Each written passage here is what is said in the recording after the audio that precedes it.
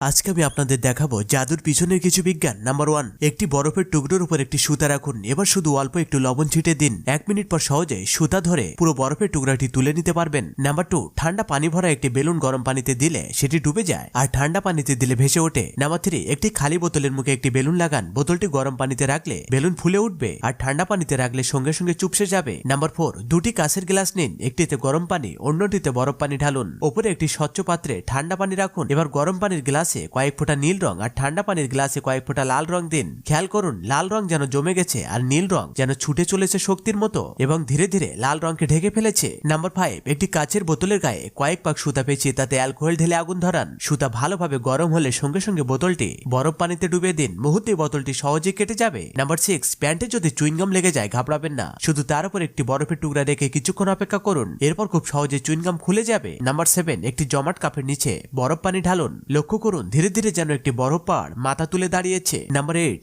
একটি অ্যালুমিনিয়াম ক্যানের ভেতর অল্প বরফ পানি রাখুন, বাকি পানি ফেলে দিন। এরপর কিছুক্ষণ অ্যালকোহল ল্যাম্পে গরম করে ক্যানটি উল্টে বরফ পানিতে রাখুন, সঙ্গে সঙ্গে ক্যানটি চুপসে যাবে।